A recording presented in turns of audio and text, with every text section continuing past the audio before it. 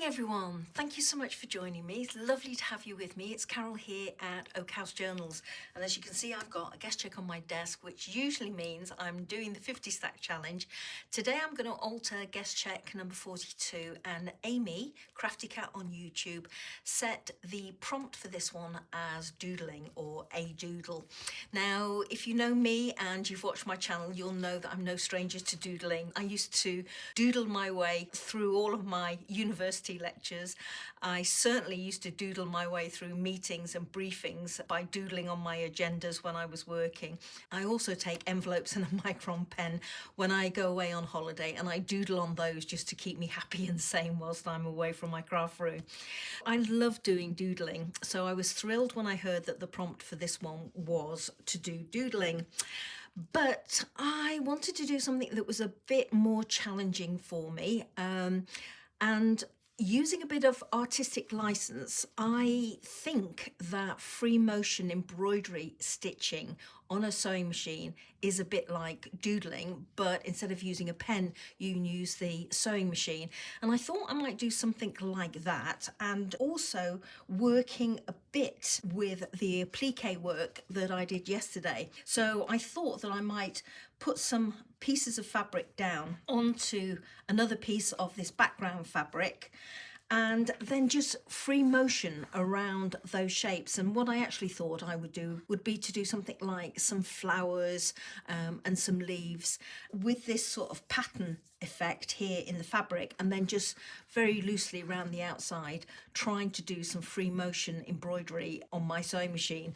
Now I don't have the gizmo or the tool, the actual foot that you put under your sewing machine, so it would be a bit difficult to do, but I thought, well, I'll do that and I'll give it a try. But last night I was watching the fantastic Barbara over at 49 Dragonflies and Luise Heinzl and their Defemmerember collaboration, and it reminded me of a free motion collaboration that Luise Heinzl did earlier on this year, and in particular the scrappy flowers that she did. And I thought I would love to try that, and it is in a way, and this is where I'm saying artistic license comes in, it is in a way doodling, but only circles. Because of the shape of my guest check here, I'm not going to do circles, I'm going to have to do an oval. But that's what I thought I would do. I've wanted to try this, so this is my excuse for doing that. So I hope you'll excuse my artistic license, not using a pen for my doodling, but using my sewing machine. Okay, so I'm going to pop this one to one side. I don't need it now. As you can see, I've got a piece of that same fabric, and I'm going to use this for my background. And the reason I'm using this is because when I had the idea to do the flowers and then to free motion embroidery stitch, I was going to do it on the top of this. Now I'm going to use paper, and I don't want to waste this, so I'm going to make this part of my background. Luise Heinzl made her circular ephemera flowers out of book pages. This vintage German paper is thin and it has the most gorgeous aged patina to it. Now I've got 3 pages here. I'm not going to use these 3 pages. I'm thinking that given the size of my guest check, I don't need that, so let's pop that to one side. Given the size of my guest check, I can get away with probably about 1.5 of these pages. So all I'm going to do is get rid of the bits that I don't want, and I've got some white here and I don't want that, so I'm going to just take that away. Oh, it tears beautifully. I've got this thing about tearing paper, I really have. I'm just going to put that one on there. You see, I've got plenty of paper here. I'm going to roughly just tear a little bit away here.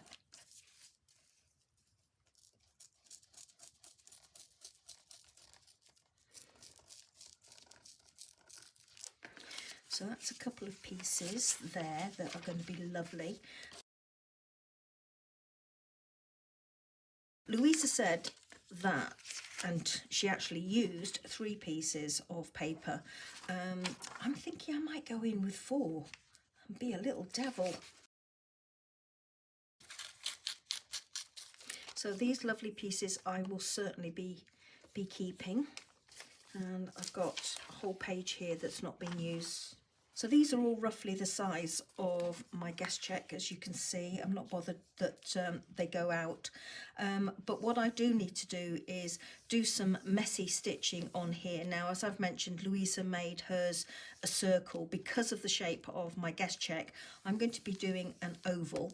Just going to grab a pencil and just trying to give myself an idea of the boundary of my stitching, because I don't want to go outside of my guest check, because the way I've organised my guest checks to be bound, I haven't got much of a margin on either side of my guest check. I'm going to put the guest check to one side and I'm going to take this to my sewing machine and I'm going to do that messy free motion stitching on my sewing machine and hope that I can roughly get some oval stitching going on my pieces of paper. So I don't really want you to sit through all the noise and the rattle of me stitching away. So I'm going to go away to my sewing machine. I'm going to do that and I'll be back in a minute or two when it's done.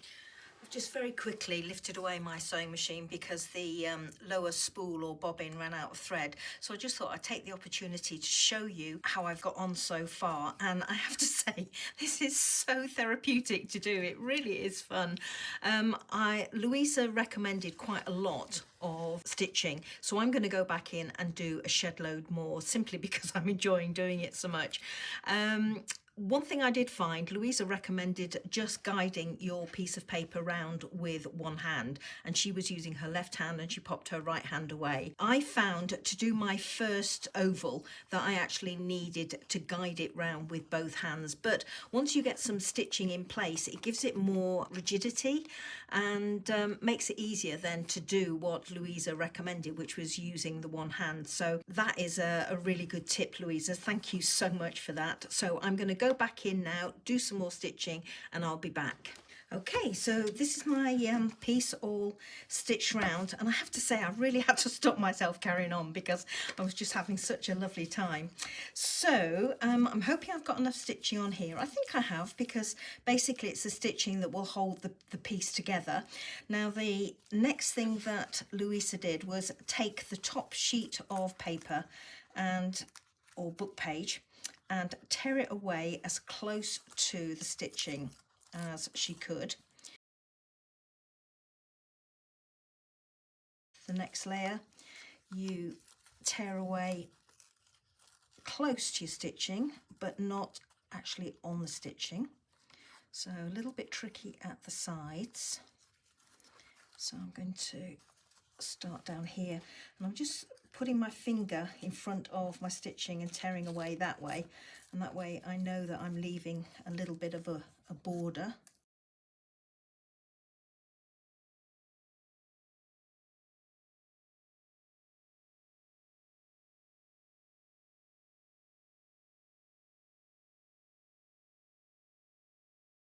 There we go, so that's enough there. And then for the next layer, you peel away again, trying to leave an edge. And I think I'm just going to go, because I've got 4 layers here, I'm just going to peel away both layers at the corners and at the top where I've got a bit more to play with. I'm going to separate those layers out. I think that's probably the best way to try and do it. Okay, so the next thing that Luise did was go in and spray this and scrumple it all up. So that's what I'm going to do now. I've got my spray bottle here just with normal tap water, and I'm spraying my paper. And I'm just going to allow it to sit and pick up the water. I'm going to spritz the other side.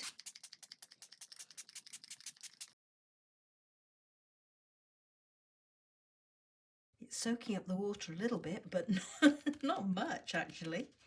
So just encouraging it to pick up the water that's on my mat here. So I'm going to scrunch this up. I'm going to just open out. And as Luise said, you should get some areas that start breaking and coming apart where the thread is holding it together. I've got lots of lovely areas of damage happening here. So yeah, that's nice.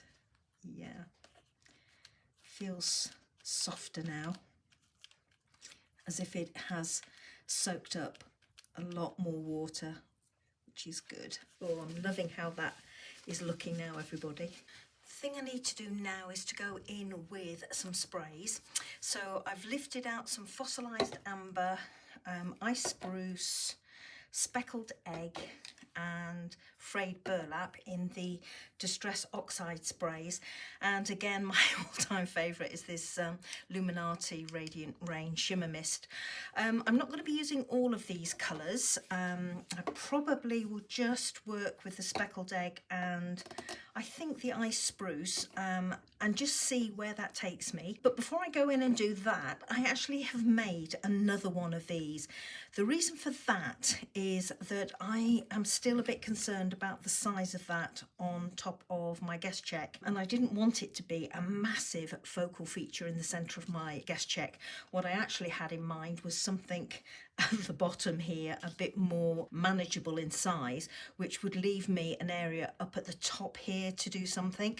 So I've gone in and I've made another one in the same paper, same process, a little less stitching this time. I'm going to go in first with the Speckled Egg, and I'm going to lift this one to one side because I'm going to use this one almost as a test piece because I know this is too big for my my guest check. So if I'm liking the colours and the look I'm getting with this, then I can replicate it on this one. So I'm just going to pop this one to one side, and as I said, I'm going in first with the Speckled Egg. And this is the Ice Spruce, but this is looking very grungy to me now, so let's just go with that and go in with the Fossilised Amber. I'm going to give this a blast now with my heat gun and see what that looks like when I've dried it off. And I'm leaving it to sit in those puddles actually.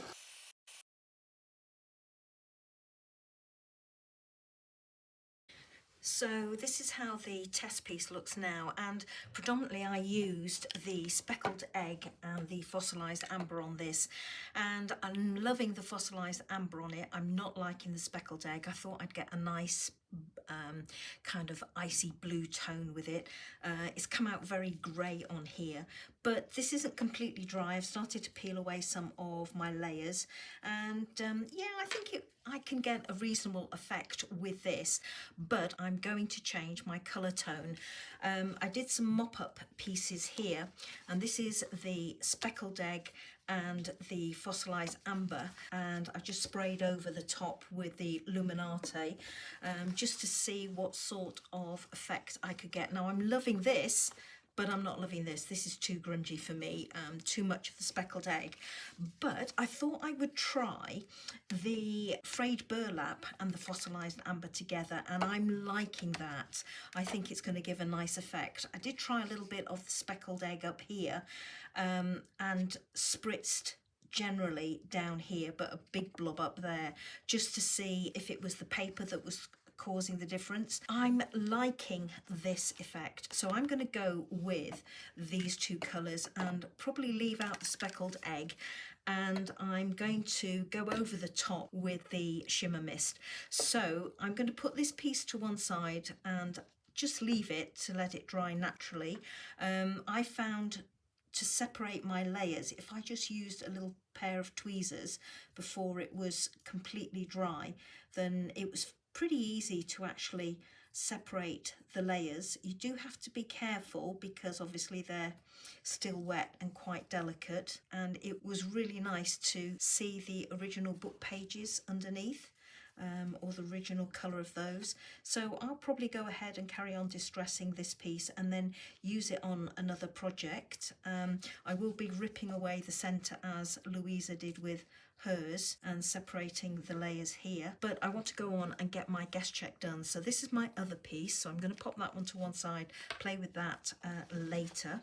So I'm just going to get myself a fresh piece of kitchen roll. This is not wet, as it was before because I set it aside whilst I was playing with the other one, which I've just popped up there. But it is relatively damp, so I'm hoping that it will still work as well. So as I said, I'm going to go in with the Distress Oxide. I am going to wet it down because I want those oxide colours to bounce out of here. So let's see how we get on with this. Picking up sort of almost like a grey colour down here. I'm going to go in with these colours again. I want them to be quite intense because as they dry they do soften down a bit, don't they? And I'm liking this because I'm actually picking up more of the book text on these outside portions, whereas on this other one where I sprayed with the speckled egg, it almost hid the original book text. I'm going to try some of the Radiant Rain on here. Love this stuff. And before that dries too much, what I'm going to do is try separating out some of the layers.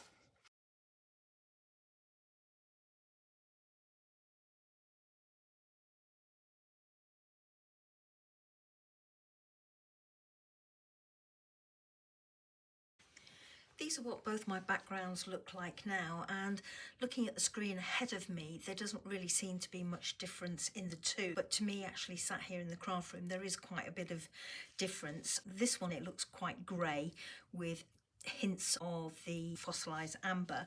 This one is almost multi-tonal, and I did go in with just the nozzle end and tapped some speckled egg on this one. Both of them, even though they're dry now, feel very delicate. I know that the stitching will hold them together. I'm almost tempted to go in with something like Ranger Multi-Matte Medium, giving a bit more rigidity to the pieces. So I might do that. I will test it out first on this piece for the simple reason that it might move the Distress Oxide sprays that I've used on here, and I don't want that to happen. What I think I will do with this one is I've got some Distress ink here, vintage photo, and I'm going to go over the top just very lightly and around some of the edges with this, just to get a little bit more definition, I'm hoping. This is turning out completely opposite to how I had envisaged it looking when I started out, but it's exciting. I'm just scraping it over the top really. I'm not, as you can see, I'm not adding the ink with any finesse at all. I'm only getting a hint of it here and there actually, but I'm liking the effect that I am getting. It's almost looking a bit like it's burnt paper at the edges, and I'm quite liking that look. I was thinking now about what I could have in the centre there, and I've pulled out this little photo, and I thought that I could have that little girl's head in there, something like that, and cut away the rest of her body down here. And if I bring in my guest check, that was going to go on there like that, and my little girl is going to go in there, but this looks very, very plain. I need to do something with that. I'm just going to rip it straight across, have that like that. Trying to keep as much of the photo as I can behind it because that will give me some extra support. I fancy using some texture paste, but I'm actually wondering whether I can spritz this and maybe get some effects on here. So I think I'll try it and see how that goes.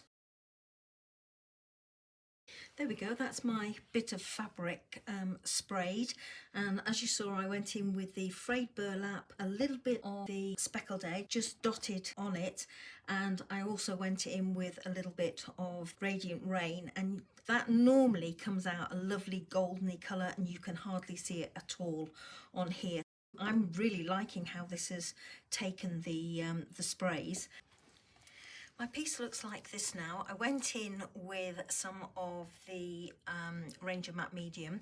I practiced on this first, and yeah, it really didn't smudge the paint at all or cause it to lift. And I also went in with this crackle paste, and as you can see down here, it really scrunches everything up. But the thing I didn't like about this is that it's made it shiny. I did use it on this, but only in a couple of areas. So I've used it down here, and I've just touched all over this with the Ranger Matte Medium, and it feels a lot sturdier, not desperately so. This one I really had to play with.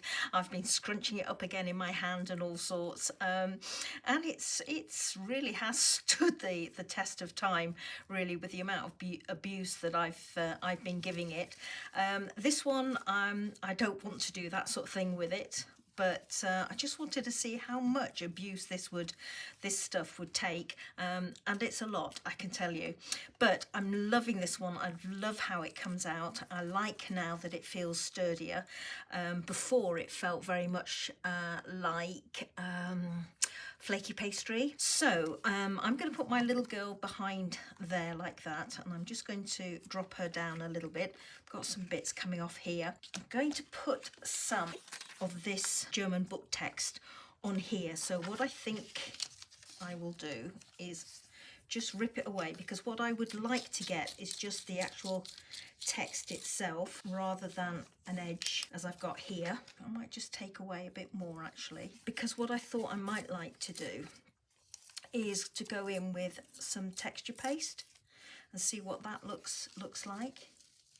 So I'm thinking that in there like that, and I'll stitch that. And I've got this Tim Holtz mini stencil collection. I'm thinking maybe a little label down here, but I want to see that texture paste on there before I go in with a label. So I'm going to take this to my sewing machine, and I am going to stitch all the way around the outside in some brown thread. Keep fingers crossed I've got some brown thread. I'm not sure I have, in which case, oh, disaster, darling, but I'll find something else. All right, I'll be back in a moment. This is what my background looks like now that I've stitched all the way around. I've gone round with a couple of rows of stitching in a brown that is more a coppery colour brown. Ideally what I would have liked would have been to have some chocolate brown, something that would really have popped, but as I thought, I didn't have any in my stash. I did put a little bit of glue on here to hold it flat, but as you can see, there's some movement in it. My piece is going to go on there, something like that, slightly off the edge, and I want to put some texture paste up in this corner.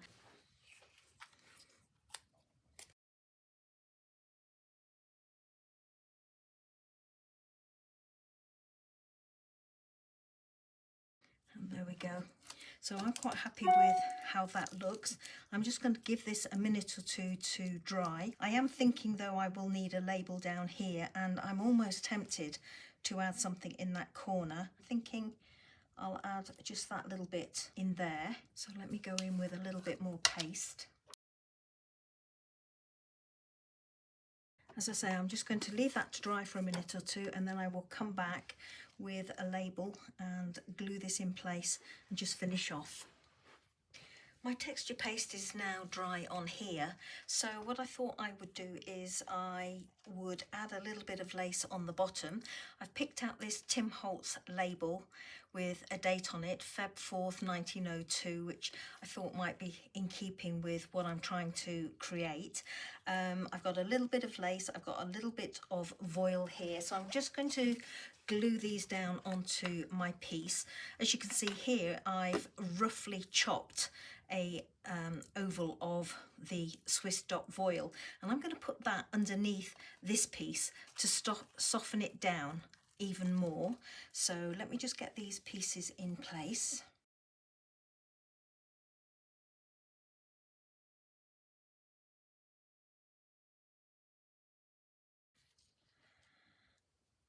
Pull that over a little bit more, I think, because I quite like having this edge curling.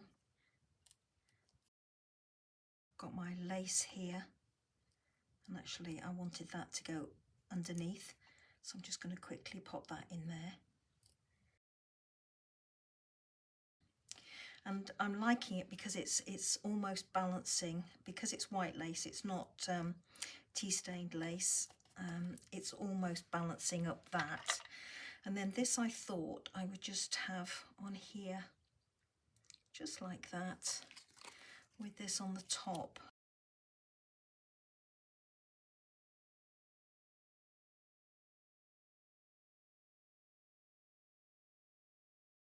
I think you could go in and just crumple this all day long, really. It's just lovely to play with, to get the texture. And as Louisa said when she did hers, you don't have much dimension on it when you've finished. You really don't. So I think I might just trim away a little bit more of that.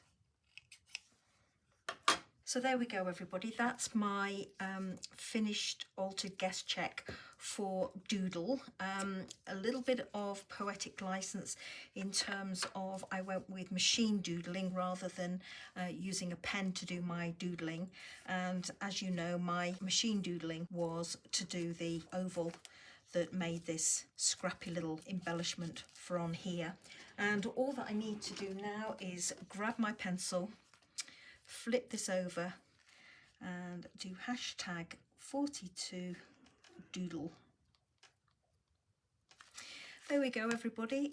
Thank you so much for watching. I hope you enjoyed seeing this one come together as much as I enjoyed playing with it and creating this. What I'm going to do with this one, I have no idea. I am tempted to say that it's going to find its way into another project, but I think, in all honesty, I probably would be fibbing to you. I think this one, yeah, I'm certain this one is going in the bin. So thank you as always, everybody, for watching, and I'll see you in the next video. Take care. Bye bye for now.